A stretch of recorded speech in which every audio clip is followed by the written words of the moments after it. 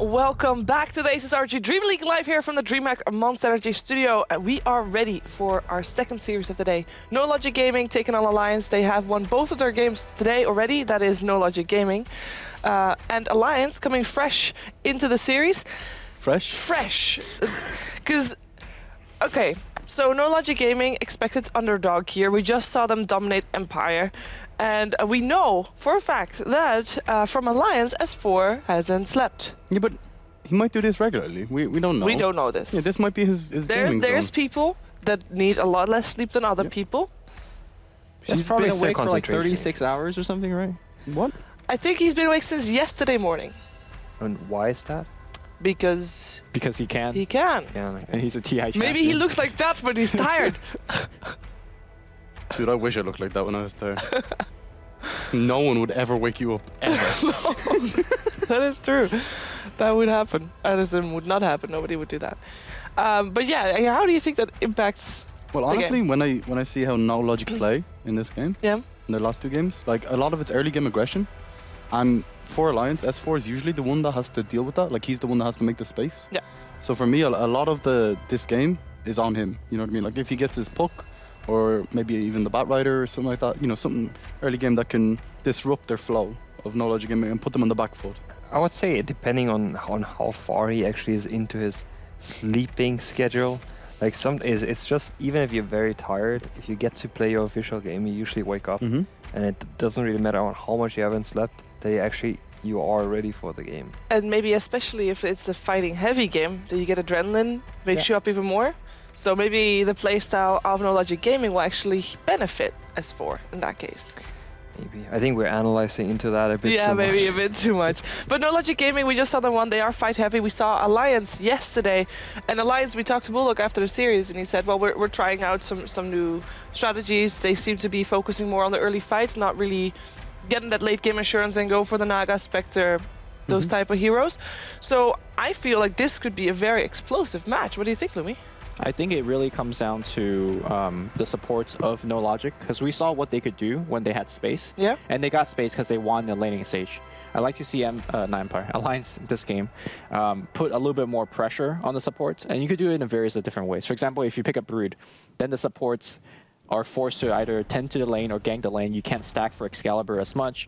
You can't roam and do ganks as much.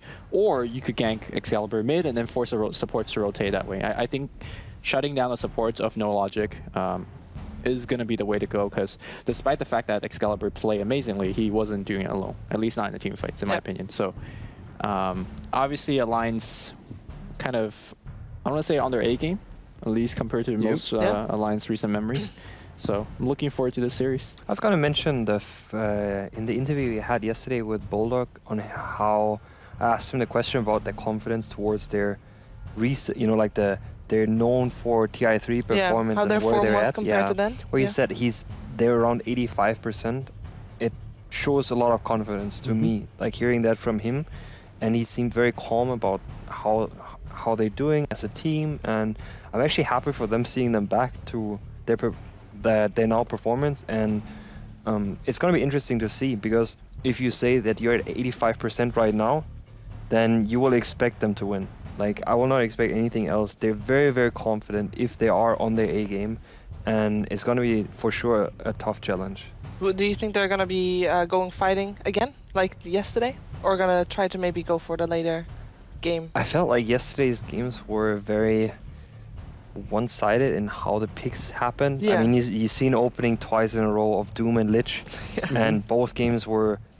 It was just not pretty Dota. I felt there was not too much you could really see. There were no changes happening, and hopefully NoLogicGaming learns from what happened yesterday as well. Like they saw the draft, and it's going to be a difficult situation though, where you maybe have to check what opening bans you will have. Maybe you don't value the Brute ban too much, so you can open up with a Doom plus Wisp as a ban. Sure.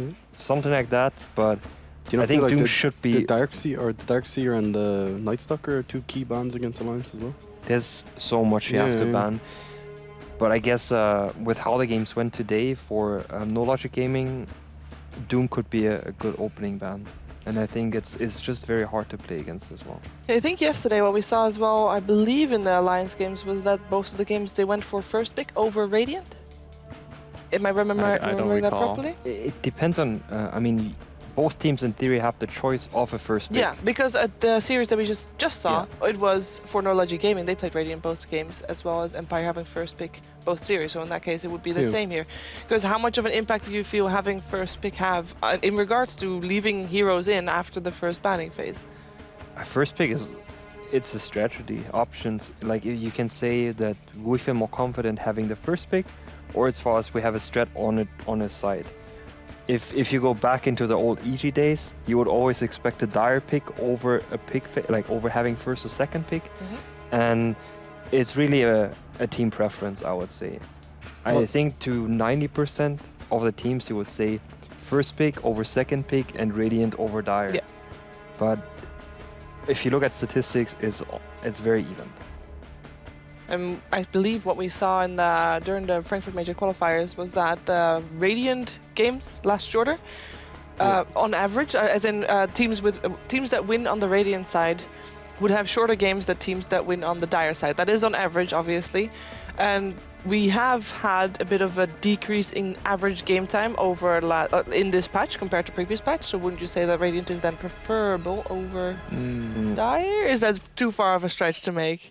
I think so. that's using statistics in the wrong way. Okay. Yeah, we're reading I'm it not a wrong. stats man, guys. What can you say? So, fighting Dota, one thing that's very important, vision. Now, we've seen a lot of Nightstalker, obviously, but Beastmaster as well. How much of a chance is it that we might be seeing Zeus in this series? Because we haven't seen him in a while. We saw Dendy play it today. But we saw Dendy play today, and he is very high on that vision game as well. What was the nerf that Zeus received? There was a big nerf to the hero, I think. His ultimate got vision nerfed. Oh, vision nerf. Like the AoE when you Yeah, do the W around craft the hero. is I mean, much overall, smaller. actually, I think Bloodstone is a big nerf. True. Yeah. That's Yule's got nerfed. yeah, The Yields bottle nerfed. kind of got nerfed a little bit. Yeah. I would say Is that too big of a nerf to have Zeus back? I mean, Navi didn't win the series. I'm not sure if they won the game that they actually picked Zeus in. I think Zeus, at least when Actually, he's they won that game. I know that. picked popularly, he was played as a support because you get a ton of vision game. And I do remember one game where Alliance had both Slark and Zeus on support, and there was just no vision on the Oh, other side. I was like thinking about what nerve am I thinking about that made Zeus so bad in comparison. I think it was a very, very strong mid laner, period. He can almost face any like he can pretty much face any mid matchup. Right. You're not You don't lose it. struggling. Yeah. You can rush Bloodstone, which was like there was a trending phase where you just rush Bloodstone, and then suddenly you just deal so much AoE 5-on-5 damage. The hero can spiral out of control, but I think the big nerf to the hero was actually with Glimmer Cape once it was introduced. Yes, That of was course. it's just a huge nerf to the hero when you have Glimmer Capes. With that said, though, I always thought that Glimmer Cape countered Necrolite, but we do see a resurgence of Necrolite coming back. So, Though Necrolite is your damage over a period of time, yes, it's a big nerf towards the ultimate, and how you obviously how you deal the damage over time. Right. But I think just for the aura part and you sustain the fight, it's not the biggest nerf. okay. But for sure, it plays a factor, no Yeah. matter. Yeah. But no Zeus then. No Zeus. Maybe no Zeus. Maybe no Zeus. So what does NoLogicGaming have to look out for? You mentioned S4 already. What do they have to look out for Alliance? How can they, because they disrupted Empire's playstyle pretty I think, good. focus on the lanes. Like, try and win the offlane. Maybe do a dual lane to keep the supports up there from Alliance, and also like concentrate on S4. I think if you hold back S4 and stop him creating the space, like, because the rest of Alliance kind of like the farm. You know what I mean? And if you can slow down S4's kind of space creation, it's definitely a big thing. It really depends to me on how you run your mid lanes. I think generally keeping down on the Lion side, if you can keep down S4, he is a pacemaker for the team. Often heroes that are not that carry intense, Yeah, exactly. but still mobility intense. You have to still have a good early game where Get you your blink or your to force. get a blink, and then you can be active. So that's one on the side of NoLogicGaming. I think I was mentioning this earlier is having a focus on Excalibur. Yeah. I think could be one to see how he responds to being pressured. But I think Alliance is so confident with their playstyle that I doubt it's a big factor. Maybe they get surprised, but we'll see. I think the most important thing for NoLogic is to actually focus on map control. Because I think Alliance at the best, right? Like, let's say Alliance remove all your tier 1 towers. They're kind of controlling the map. If you split up, they will pick you. If you group up, they'll farm. I think that's what we saw from TI do quite a bit from Alliance. And that's where they're strongest. And that's where S4 gets to check both of the runes. He gets all his haste runes. I think the most important thing for NoLogic is to get a lineup that could group up and take those early towers and play it from that point on. I think Alliance is much of a weaker team when they're playing from behind, as opposed to having map control and do what they want. Yeah. Hero-wise, I think heroes like Tinker and Excalibur's Meepo kind of thrives off of stuff like that, where you get to, for example, Tinker, you get to push all the creep wave across the river, and then that makes space a lot for your rest of your team. And just to follow up on what you said, like a lot of the, like you think of S4 rune, you think of haste rune, but the reason he gets so many runes is because of how Alliance play. Like they rotate the supports to protect the runes quite heavily, and they focus very much around the runes and playing around that as well. But that's focusing on, like, that's what I meant with focusing on your mid lane. Yeah, exactly. That's how you, like, there's many ways on helping your mid lane, but that's for sure one. If he's fine with having rune control and then he makes space, or if he needs ganks to actually win the lane. Yeah. It's very different, but both sort of focus on the same problem. We are almost ready to go into the draft, but before that is time, I will still remind you that you can go to facebook.com/ROGNordic if you want to win a motherboard and an SSD. You just fill in what you think is going to be the most influential hero of this week's league play, and then on Saturday evening it will be Hani who will decide which hero he thinks was the most influential one. And of course, give your motivation as well, and if yours coincides with the one that Hani gave, you have a chance of winning a motherboard as well as an SSD. So go check that out, and for us it's time to go into the draft because the game is on the way. We have already an IO first pick, the band, no Brood ban, Nature's Prophet and Shadow Fiend for NoLogicGaming, and a Doom and a Tusk on the side of Alliance. We've seen Alliance pick up Brood in the first two, like many times before. I'm actually interested about the opening. We've seen NoLogicGaming in the previous series twice banning Wisp, or like making sure Wisp is not given away, at least. And the question to me is, Alliance yesterday got Doom twice. Why they focus on banning Doom, but still leaving the Wisp in the pool? You know, like if you open the draft, why not open that Wisp and Doom are there? And if you expect them to pick the Wisp, then you get the free Doom. Doom. Could be a different strat though, that you just don't plan on picking Radiant Doom. I think it's like what Shane said. I mean, Doom is such a hard hero to shut down in the laning stage. So you don't want to start off the game with deficit. Unfortunately, they did give away the Undying for Alliance, which they are 100% with that hero. They generally put it on mine nets, and basically it really secures the lane. Like you could play offensive dual lane when they're dying, or you could use them as kind of a babysitter. In either case, I don't foresee Alliance having weak lanes simply because they choose such strong laners already. It's kind of interesting to see that Alliance, they have Undying and they do play a lot of Bullock as well, but NoLogicGaming still feel forced to ban out both the Brood and the Night Stalker. And that's the control for the Darkseer as well. It's like with a dual lane scenario, if an Undying moves towards your off lane to just harass that lane, then you still have a Disruptor, which is very scary once you move up. Disruptor, even Disruptor Gyrocopter, I think on Radiant is very... has a lot of potential to kill an offlane Darkseer. So what I see, I'm thinking of things that match up well with Darkseer. Like I was going to say Ember Spirit, but they instantly picked Disruptor, so I think Ember Spirit's less likely. So maybe Legion Commander could be pretty decent in this game, like lock down the Queen of Pain. Ooh. Now we have seen the Bane before, obviously we saw it as a core. It's a setup for the IO, it's amazing. Like you just Ion Shell someone, he walks up Fiend's Grip, and then they relocate him with 2. Are we thinking it's a core again? Another hero, because the hero I was thinking about in terms of having synergy with the Darkseer and actually also with the Bane, a hero that we don't see that often is a Jakiro. Well, I think they picked it as a support earlier, and then they last picked the Disruptor because they wanted a Disruptor, and then they put the Bane on core. Okay, so it was like a split second last minute decision. it is. Yeah, good call, good call.